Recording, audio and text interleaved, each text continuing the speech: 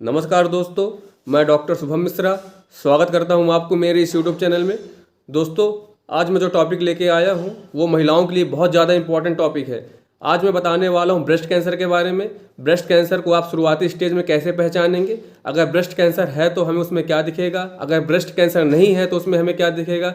इसके बाद मैं बताऊँगा आप कौन कौन सी ऐसी इन्वेस्टिगेशन है जिसे आप कराकर पता लगा सकते हैं कि आपको ब्रेस्ट कैंसर है या नहीं है। तो आप बने रहिए मेरे साथ वीडियो में अंत तक। चलिए शुरू करते हैं। दोस्तों, क्या आपको पता है ब्रेस्ट कैंसर महिलाओं में पूरे भारतवर्ष में, पूरे विश्व में पाया जाने वाला पहला सबसे कॉमन कैंसर बन चुका है। दोस्तों, ब्रेस्ट कैंसर को शुरुआत में ही जानना और इसे पहचानना बहुत ज़्यादा जरूरी है। कैंसर हमारे शरीर में कभी भी हो सकता है और हमारे शरीर का हर एक सेल कैंसर सेल में चेंज हो सकते हैं, और अगर ये कैंसर सेल्स हमारे ब्रेस्ट टिश्यू या ब्रेस्ट सेल में चेंज हो जाएं तब आप इसे ब्रेस्ट कैंसर बोलेंगे। दोस्तों, ब्रेस्ट कैंसर को पहचानना शुरुआत में बहुत ज़्यादा ज़रूरी है। अगर आपके ब्रेस्ट में कोई गठान या कोई ट्यूमर बन रहा हो तो जानना बहुत ज़रूरी है कि ये ट्यूमर कैंसर ट्यूमर है या नॉन कैंसर ट्यूमर है, जिसे हम बेनाइन ट्यूमर कहते हैं या फिर फाइब्रोमा या लाइपोमा भी कहते हैं। इसे आप जितनी भी जल्दी जान लेंगे ये आपके लिए बहुत ही अच्छा होगा। अब मैं आपको बताऊंगा कि अगर ये कैंसर ट्यूमर है तो आपको इसमें क्या क्या लक्षण देखने को मिलेंगे। दोस्तों, ब्रेस्ट कैंसर का सबसे कॉमन सिम्टम आपको ब्रेस्ट में गठान, एक लंप देखने को मिलेगा जो कि बहुत ज़्यादा हार्ड होगा, वो दबाने से बिल्कुल नहीं दबेगा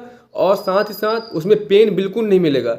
आप इस बात को बिल्कुल इग्नोर मत करिए। अगर पेन नहीं होता है तो ये समझ लीजिए कि ब्रेस्ट कैंसर का ही इंडिकेशन है। आप देखोगे कि जो गठान होती है वो गठान फ्लैट रहती है, गोलाकार नहीं रहती है, और ये गठान यहाँ आपके एक्सिलरी रीजन, जिसको आर्मपिट रीजन, यहाँ भी देखने को मिले तब आप बिल्कुल इसे इग्नोर मत करिए। आप तुरंत अपने डॉक्टर को दिखाइए, चाहे वो गायनेकोलॉजिस्ट हो या फिर जनरल फिजिशियन क्यों ना हो, आप उससे संपर्क जरूर करें। अगर ब्रेस्ट कैंसर है तो ब्रेस्ट के साइज और शेप में चेंजेस आने चालू हो जाते हैं।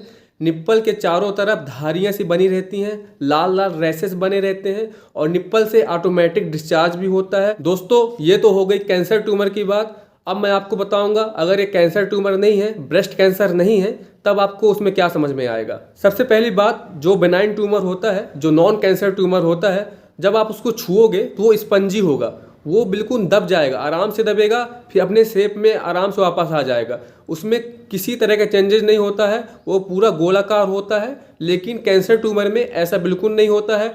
आप जब कैंसर ट्यूमर को दबाओगे तो वो दबेगा नहीं, हार्ड होगा और गोलाकार नहीं होगा। लेकिन बिनाइन ट्यूमर में ये बिल्कुल गोलाकार होता है और स्पंजी होता है। दोस्तों, जो बिनाइन ट्यूमर होता है, जिसे हम नॉन कैंसर ट्यूमर बोलते हैं, वो पेनफुल रहते हैं। जब भी आप वहाँ छुओगे तो आपको दर्द महसूस होगा, लेकिन कैंसर ट्यूमर पेनलेस रहते हैं। कैंसर ट्यूमर में दर्द बिल्कुल नहीं मिलेगा। दोस्तों, बिनाइन ट्यूमर में एक रेगुलर बॉर्डर होती है। जब आप उसको छुओगे तो आपको समझ में आएगा कि इतने में ही ट्यूमर है, लेकिन कैंसर ट्यूमर में ऐसा कुछ नहीं समझ में आएगा। अब मैं आपको बताऊंगा कि आप कौन कौन सी ऐसी इन्वेस्टिगेशन करा सकते हैं जिससे आपको पता चले कि ब्रेस्ट कैंसर है या नहीं। इस कंडीशन में एक टेस्ट होता है जिसे हम FNAC टेस्ट बोलते हैं, fine needle aspiration cytology test. यह एक तरह की बायोप्सी होती है।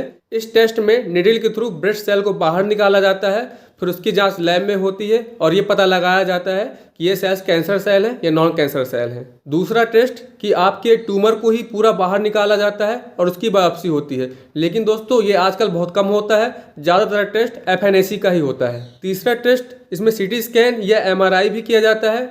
इसमें ये पता लगाया जाता है कि अगर कैंसर हो गया है तो कितने मार्जिन में कैंसर फैला हुआ है। तो दोस्तों, ये थी ब्रेस्ट कैंसर के बारे में पूरी जानकारी। आशा करता हूँ मैंने जो बताया है आपको उसने आपने अच्छी तरीके से समझा होगा। अगर मेरा ये वीडियो पसंद आया है तो प्लीज़ मेरे वीडियो को लाइक करें, इसे ज़्यादा से ज़्यादा लोगों तक शेयर करें, और मेरे चैनल पे आप नए हैं तो प्लीज़ मेरे चैनल को सब्सक्राइब कर दें। धन्यवाद।